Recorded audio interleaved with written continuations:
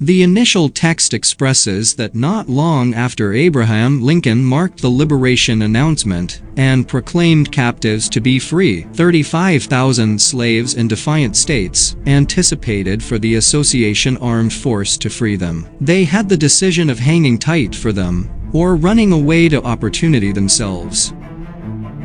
Louisiana, 1863. A slave named Peter Will Smith is enjoying his last minutes with his family spouse Dodienne, Charmaine Bingwa, and kids Betsy, Imani Pullum, Cyprian, Jeremiah Friedlander, and Laurette Jordan McIntosh, before he is set to be moved to another ranch in Clinton. Peter is effectively gotten rid of from his home, yet he battles the overseers, so he might get back to his loved ones. At the point when one of the men turns a firearm on Dodienne, Peter yields and is brought with different slaves. One of the overseers depicts Peter similar to the best metal forger. Peter and different slaves show up in Clinton, where they are given something to do and persevere through unending maltreatment and segregation. One slave who had recently attempted to run, John Michael Luwoya, is marked on his cheek. Around evening time, Peter discusses his confidence in God. However, John excuses him, since he expresses that there is no God for them to be in their ongoing positions. Peter hears that Lincoln's military is in Rod Rouge, and that many slaves are running that way for opportunity. He devises an arrangement to get through the marshes to get away. While being compelled to cover dead slaves in a trench, Peter trusts that blasts will go off so he might assault and kill the controllers. He and a few slaves start running toward the bog, pursued by a gathering drove by Fassel, then encourage. One of the slaves, Tomas Jabber Lewis, is gone after by the controllers' dogs. Fassel tells Tomas he can go free, assuming he lets the men know where different slaves are going. At the point when he says implement rouge, Fassel allows him to meander far enough into the bog before he shoots Tomas, and allows the gators to have what's left of him. Peter breaks up with different slaves, and starts to make his own particular manner to opportunity. While Fassel and his men proceed with their interest, Peter is spotted by a slave proprietor's kid little girl, and has men pursue him before he withdraws to the bog. He fends off a gator and keeps an eye on his injury, while he conceals in a tree.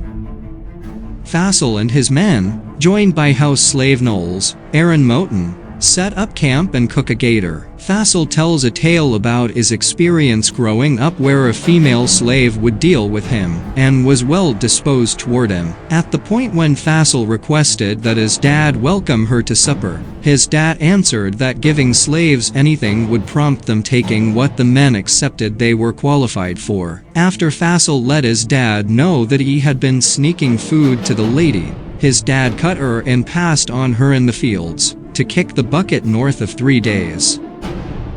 Back on the other estate, Dodienne is informed that the ranch's proprietor, Skipper Lyons, has offered her to another proprietor, and that she won't be taking her youngsters, and should wed another man. She readies her kids for partition. While dealing with a cotton machine, Dodienne sticks her arm in to harm herself, and make her unfit to be sold.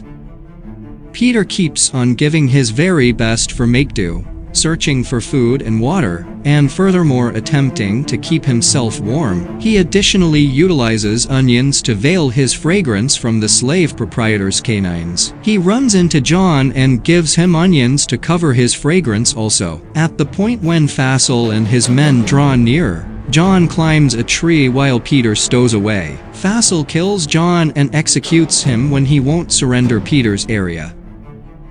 Around evening time, Peter runs over a torched house where the family has been killed. He tracks down a slave young lady, and attempts to convey her to somewhere safe. However, she is seriously harmed and passes on in the wake of giving him a cross-neckband. A slave overseer shows up and endeavors to take Peter in. However, he figures out how to shoot him alongside Knowles. Prior to killing him, Peter tells Knowles he is the most awful sort of individual for supporting his victimizers. In the first part of the day, Peter draws nearer to Rod Rouge as he hears the guns of Lincoln's military. In any case, Fassel makes up for lost time to him and endeavors to secure him strongly. The association officers show up and shoot Fassel in the neck, killing him. They then carry Peter with them. Peter is taken to a camp where he is offered clinical consideration and is then informed he should enroll with the association to guarantee his and his family's opportunity. Peter is then directed to a tent where photographic artists take photos of his without any protection to show the many lashing scars on his body, so the remainder of the world might see the repulsions of bondage. Peter turns into a fighter and strolls with Chief Andrew Caillou, Mustafa Shaker, to meet with General Dwight, David Denman. At the point when Dwight questions Peter's thought processes, Peter expresses that he will battle against individuals that manhandled him. The troopers are entrusted with penetrating a Confederate camp and holding onto their guns. As the men surge into fight, numerous serious setbacks happen, including Caillou. Peter drives a charge where the association officers overpower the Confederate troopers, surpassing the camp. The local watchman walks through Peter's old ranch, where he observes lions being executed. Individuals on the ranch are pronounced free, and they praise their news. Peter strolls around and looks for his family, and sooner or later, he has a sorrowfully euphoric get-together with them. They start to ask.